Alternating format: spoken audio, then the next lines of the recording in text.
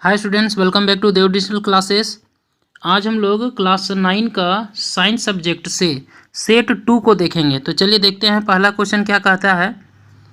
पहला क्वेश्चन है, स्वचालित वाहनों में एक यंत्र लगा होता है जो उनके द्वारा तय की गई दूरी को प्रदर्शित करता है। इस यंत्र को क्या कहते हैं? तो इसका आंसर होगा ओडोमीटर। नेक्स्ट क्वेश्चन है, सरल रेखीय गति का उदाहरण है। तो इसका आंसर होगा सड़क पर कार की गति। नेक्स्ट क्वेश्चन है कि इकाई समय में निश्चित दिशा में तय की गई दूरी है। तो इसका आंसर होगा वेग। देखिए यहाँ पर लिखा हुआ है तय की गई दूरी है, लेकिन क्या है, निश्चित दिशा में है। तो निश्चित दिशा में तय की गई दूरी को वेग कहते हैं। नेक्स्ट क्वेश्चन देखते हैं। क्वेश्चन है, एक समान गति की अवस्था में त्वरण होता है। तो एक समान गति की अवस्था में त्वरण क्या होता है? तो शून्य होता है, क्योंकि हम त्वरण के बारे में जानते हैं कि rate of change of velocity. तो यहाँ पर गति में किसी भी प्रकार का परिवर्तन नहीं हो रहा है, मतलब एक समान गति है। तो यहाँ पर क्या होगा? एक्सेलरेशन 0 होगा। नेक्स्ट क्वेश्चन देखते हैं, संवेग कैसी राशि है? तो संवेग एक सदिश राशि यानी कि मोमेंटम कैसी क्वांटिटी है? तो मोमेंटम जो है वेक्टर क्वांटिटी है। नेक्स्ट क्वेश्चन है, सभी वस्तुएं अपनी अवस्था में परिवर्तन का विरोध करती है, यह गुण कहलाता है। तो यह गुण कहलाता है जड़त्व यानी कि इनर्शिया। नेक्स्ट क्वेश्चन है संवेग का ऐसा मात्रक है। तो संवेग का ऐसा मात्रक है केजी मीटर पर सेकेंड। इसका आंसर होगा ऑप्शन ए। देखिए संवेग को पी से इंडिकेट करते हैं। तो संवेग इक्वल टू होता है यानी मोमेंटम इक्वल टू होता है product of mass and velocity. ठीक है, तो ये हो गया इसका फार्मूला मोमेंटम निकालने का। और ये मास है तो इसका यूनिट हो जाएगा केजी, और वेलोसिटी है तो इसका यूनिट हो जाएगा मीटर पर सेकेंड। इस तरह से इसका आंसर होगा केजी मीटर पर सेकेंड। नेक्स्ट क्वेश्चन देखते हैं।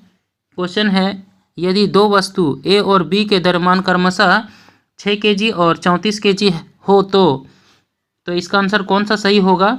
तो देखते हैं। कहता है पहला में कि ए का जड़त्व बी से अधिक होगा, या बी का जड़त्व ए से अधिक होगा, दोनों का जड़त्व बराबर होगा, या ए तथा बी का जड़त्व शून्य होगा। तो इसका आंसर होगा ऑप्शन बी का जड़त्व ए से अधिक होगा, क्योंकि हम जानते हैं कि mass is the measure of inertia.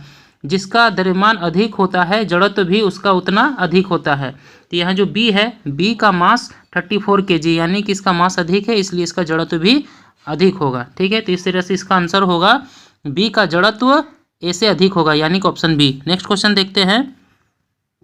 Question है, न्यूटन का कौन सा गति नियम ही गति का वास्तविक नियम है? तो इसका आंसर होगा द्वितीय गति का नियम। ठीक है, ये जो है गति का वास्तविक नियम है। नेक्स्ट क्वेश्चन है, पृथ्वी के गुरुत्वीय त्वरण यानी एक्सेलरेशन ड्यू टू ग्रेविटी, इसका मात्रक होगा क्या? मीटर पर सेकेंड स्क्वायर। ये भी क्या है? एक त्वरण है। अच्छा, नेक्स्ट क्वेश्चन देखते हैं। क्वेश्चन है, पृथ्वी सूर्य के चारों ओर चक्कर लगाती है, यह किस बल के कारण होता है? तो इसका आंसर होगा गुरुत्वाकर्षण बल के कारण यानी ग्रेविटेशनल फोर्स के कारण। नेक्स्ट क्वेश्चन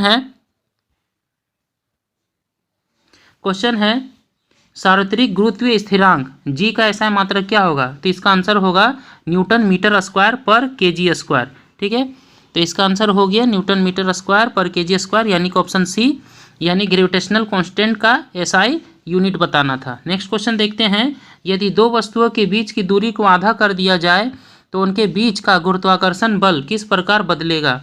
तो देखिए ये ध्यान देना है कि दूरी को आधा करेंगे। दो ऑब्जेक्ट है, दोनों ऑब्जेक्ट का डिस्टेंस को अगर हम आधा कर देंगे तो क्या होगा कि दोनों और करीब आ जाएगा।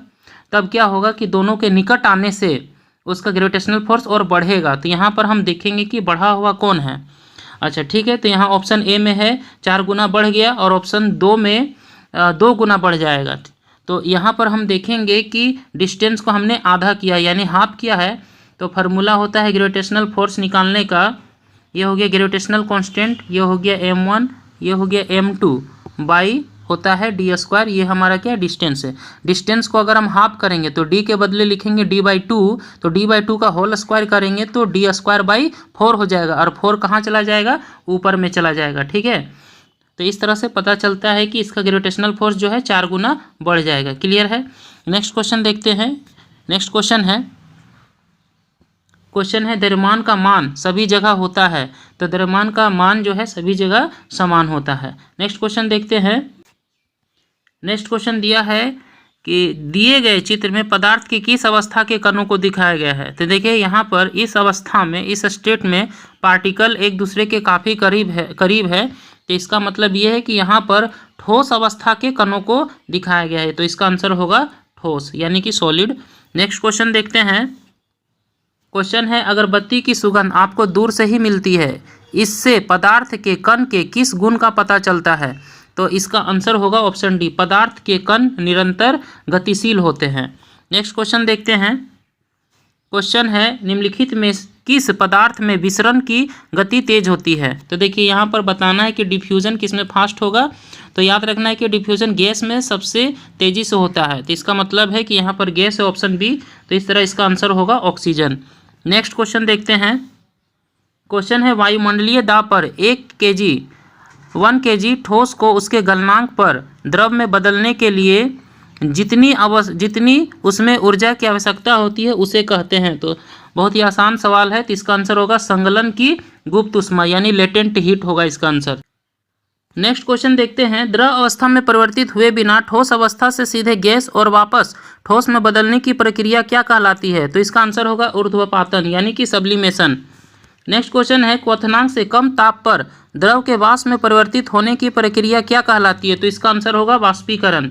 नेक्स्ट क्वेश्चन है, 0 डिग्री सेल्सियस बराबर होता है। तो इसका आंसर होगा 273 केल्विन। देखिए एक फार्मूला है, K इक्वल टू होता है C प्लस 273। ठीक है, तो यहाँ पर टेम्परेचर जो है सेल्सियस में गिवन है, कितना है 0 डिग्री है। तो C के जगह हम 0 लिखेंगे तो 0 प्लस 273 यानी कितना होगा 273। तो इस तरह से केल्विन में इसका वैल्यू होगा 273 यानी कि ऑप्शन होगा, आंसर होगा ऑप्शन बी। नेक्स्ट क्वेश्चन देखते हैं। क्वेश्चन कहता है कि डाल्टन के परमाणु सिद्धांत का निम्नलिखित में से कौन बिंदु द्रव्यमान संरक्षण के नियम की व्याख्या करता है। तो आप लोग इसको पढ़ लीजिएगा। इसका आंसर होगा ऑप्शन सी, परमाणु अविभाज्य सूक्ष्मतम कण होते हैं जो रासायनिक अभिक्रिया में ना तो निर्मित होते हैं और ना ही उनका विनाश होता है। नेक्स्ट क्वेश्चन देखते हैं। क्वेश्चन है, ऑक्सीजन का परमाणु द्रव्यमान 16 यूनिट है, इसका अर्थ है। तो इसका आंसर होगा ऑप्शन बी, ऑक्सीजन का एक परमाणु कार्बन परमाणु के द्रव्यमान के 1/12वें भाग से 16 गुना भारी है। देखिए बहुत ही सिंपल क्वेश्चन है। देखिए ऑक्सीजन का परमाणु द्रव्यमान दिया 16 यूनिट। यहाँ पर याद रखना है कि 1 यूनिट जो है कार्बन के एक परमाणु के द्रव्यमान के 12वें भाग के बराबर है। तो 1 यूनिट 1/12वें भाग के बराबर है। तो 16 यूनिट कितना होगा, उसके 16 गुना भारी होगा। ठीक है, तो नेक्स्ट क्वेश्चन देखते हैं। नेक्स्ट क्वेश्चन है, किसी भी यौगिक का सूक्ष्मतम कण जो स्वतंत्र रूप में रह सकता है तथा उस यौगिक के सभी गुण को प्रदर्शित करता है। तो इसका आंसर होगा ऑप्शन बी, अणु। नेक्स्ट क्वेश्चन देखते हैं। क्वेश्चन है, निम्नलिखित में से कौन सा यौगिक चतुर परमाणुक है। तो देखिए इसका आंसर होगा ऑप्शन बी। हमें काउंट करना है कि जितना भी कंपाउंड गिवन है उसमें टोटल नंबर ऑफ एटम 4 आना चाहिए। ठीक है, तो देखिए अगर हम इसको लेते हैं NH3, ये है अमोनिया, तो नाइट्रोजन का 1 एटम है और हाइड्रोजन का 3 एटम है। तो टोटल काउंट करते हैं तो 4 एटम्स होता है। तो इस तरह से इसका आंसर होगा ऑप्शन बी। नेक्स्ट क्वेश्चन देखते हैं। क्वेश्चन है, 36 ग्राम जल को मोल में बदलें। तो देखिए इस तरह का सवाल में सबसे पहले जो भी कंपाउंड गिवन होगा उसको हम मोलर मास में बदलेंगे। ठीक है, तो यहाँ पर जल है, कौन सा कंपाउंड है, जल का मतलब हो गया H2O। तब H2O का मोलर मास निकालेंगे। तो एक हाइड्रोजन का होता है मास 1, तो 1 × 2 प्लस ऑक्सीजन का हो गया 16 यानी कि 16। तो इस तरह से आंसर कितना आएगा, 16 × 2 = 18 हो जाएगा। तो ये हो गया 18 ग्राम। ठीक है, पर मोल। तो हम कह सकते हैं कि 1 मोल 18 ग्राम जो है 1 मोल के इक्वल है।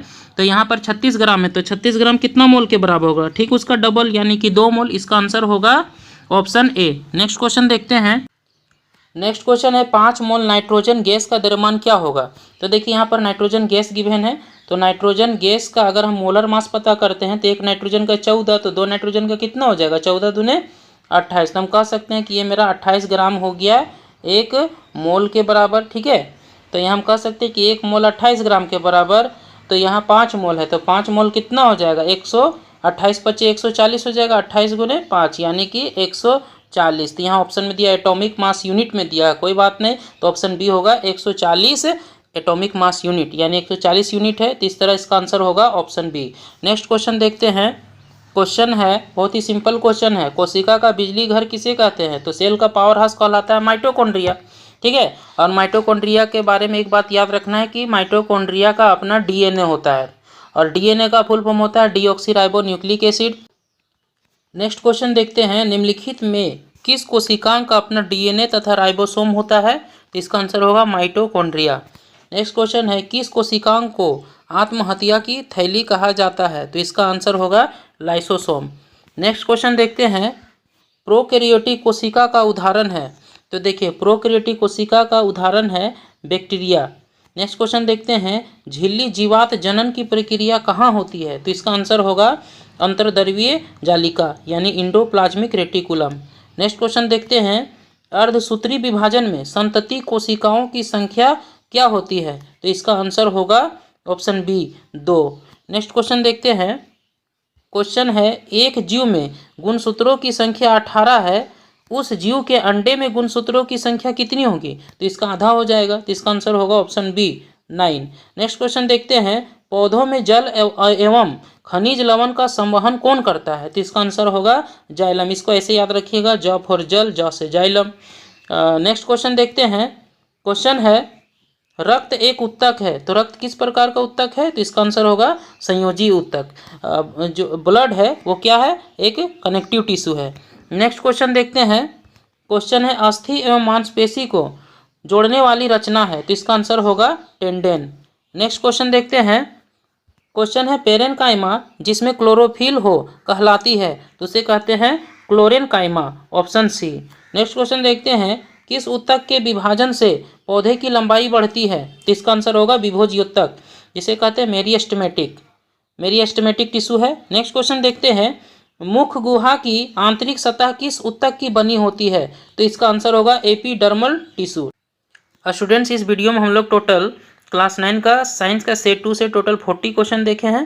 सारा का सारा क्वेश्चन बहुत ही इंपॉर्टेंट है, आप लोग इसको लर्न कीजिए। अगर वीडियो अच्छा लगा तो प्लीज़ मेरे चैनल को लाइक करें, शेयर करें, सब्सक्राइब करें। Thanks for watching this video.